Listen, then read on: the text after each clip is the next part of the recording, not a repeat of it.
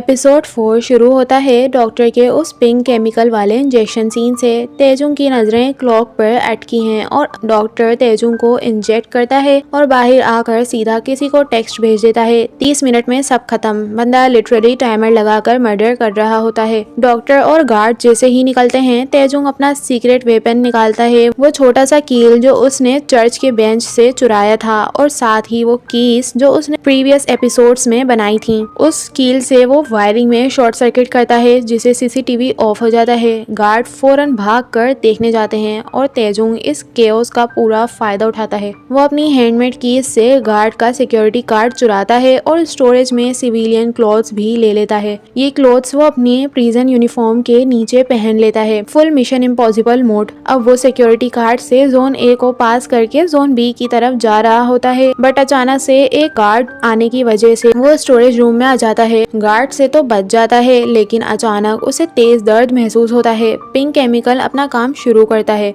फिर वो दूसरे रूम में जाके अपना यूनिफॉर्म उतार देता है और वेंट्स के थ्रू क्रोल करना स्टार्ट करता है। बाहर ऑफिसर यांग को योंगसिक नजर आ जाता है। जेल के बाहर वो तेजुंग का वेट कर रहा होता है ताकि जब वो वहाँ से निकले तो योंगसिक उसे पिक कर ले वहाँ से। यांग समझता है कि शायद वो किसी से मिलने आया है। योंगसिक जो घबराया हुआ था कहता है कि विजिटेशन का टाइम मिस हो गया है। क्लियरली बंदा अनईजी है। ऑफिसर यांग कहते हैं कि चलें मैं विजिट करवा देता हूँ, लेकिन वो कहता है कि मैं कल आ जाऊंगा, कोई बात नहीं। इनसाइड वेंटिंग में तेजुंग फाइनली पुलिस स्टेशन के आउटर एरिया तक पहुंच जाता है जहां सिविलियंस खड़े होते हैं। अब उसके बराबर में एक आजुम्मा होती हैं जो अपने बेटे को विजिट करने आई हुई थी और उनके पास एक बैग था खाने का। तेजुंग उसे काट देता है और उनका फूड गिर जाता है जिससे वहाँ केओस लग जाता है और उसी दौरान वो स्टेशन के फ्रंट डोर से बाहर आ जाता है। लेकिन जैसे ही वो बिल्डिंग से बाहर निकलता है डिजीनेस दीवार बनकर उस पर गिरती है और वो लिटरली गिर ही जाता है। शायद इंजेक्शन लगाए हुए आधा घंटा हो गया था। अब योहान स्पोर्ट्स कार रेस देख रहा होता है फुल बोरियत के साथ, क्योंकि वो सब कार्स विदाउट क्रैशिंग जीत गई हैं।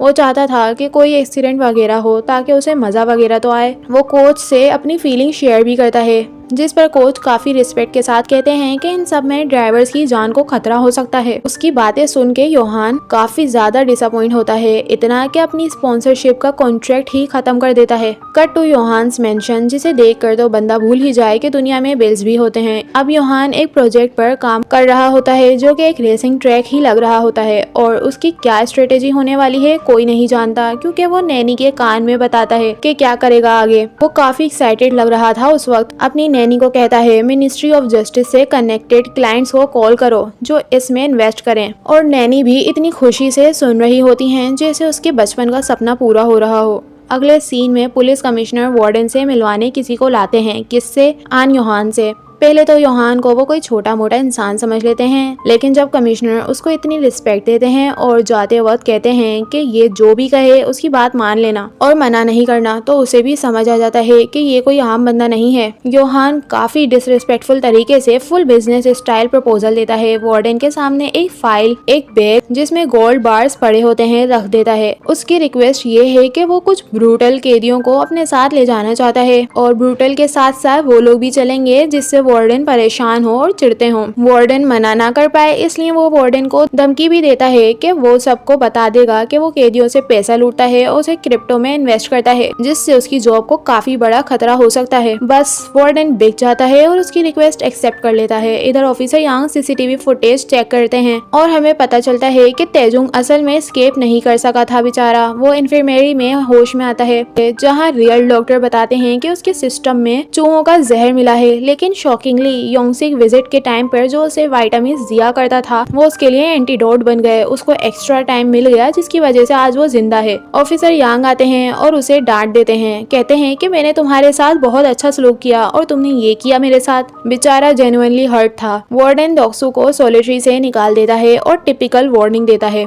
मसला ना बनाना, और टिपिकल दोक्सू रिएक्शन। वार्निंग सुना, इग्नोर की और अब वो अपनी पूरी गैंग को लेकर सीधा इन्फर्मेरी अटैक की प्लानिंग से जाता है। अब अब वो लोग सबको बाहर निकाल देते हैं और इन्फर्मेरी को लॉक कर देते हैं। दूसरी तरफ ऑफिसर यांग देखते हैं कि डॉक्टर बाहर बैठे हैं, जिससे उन्हें शक होता है और वो जल्दी से इन्फर्मेरी की तरफ भागते हैं। ऑन द अदर हैंड तेजुंग अंदर इतना वीक होने के बावजूद दोक्सू के आदमियों को एक एक करके खत्म कर रहा होता है। Operation clean up. बाहर ऑफिसर यांग देखते हैं कि दोक्सू के आदमी गेट को गार्ड कर रहे हैं और वो अकेले कुछ नहीं कर पाएंगे उनका। वार्डन और बाकी ऑफिसर मीटिंग में थे, जहाँ वार्डन उनको भी अपने काम में शामिल करने का इनविटेशन दे रहा होता है। कितने में वहाँ ऑफिसर यांग की अनाउंसमेंट होती है, सबको जाना पड़ता है। फिर फाइनली तेजुंग वर्सेस दोक्सू का बॉस फाइट होता है। दोक्सू उसे मल्टीपल बार स्टेप करता है, लिटरली छुरियां गाड़ देता है, लेकिन तेजुंग फुल रेज मोड ऑन और वो दोक्सू को गिरा देता है और फिर एक फाइनल ब्रूटल मूव उसका कान काट देता है। इतने में ऑफिसर यांग और बाकी लोग भी अंदर आ गए थे और इन सब का रिजल्ट ये होता है कि तेजुंग फिर से सॉलिटरी भेज दिया जाता है। वहाँ उसे तेजिंग का विजन आता है और वो रो कर माफी मांगता है और कहता है कि उसके कातिलों को जरूर पकड़ेगा और सजा दिलवाएगा। और उसी मोमेंट कोई ब्लाइंड फोल्ड करके वहाँ से उसे ले जाता है और सिर्फ उसको ही नहीं बल्कि दोक्सू, गांगजे और कुछ और इनमेट्स को भी, और एक ट्रक में ले जाकर बंद कर देते हैं। किसी को कुछ नहीं पता कि कहाँ जा रहे हैं। मतलब कि एक और मुसीबत ने तेजुंग को घेर लिया है और इसके साथ एपिसोड एंड हो जाता है। सो गाइस, अगर सीरीज के आगे के एपिसोड्स की एक्सप्लेनेशन देखनी है तो चैनल को सब्सक्राइब कर दो और वीडियोस को लाइक कर दो,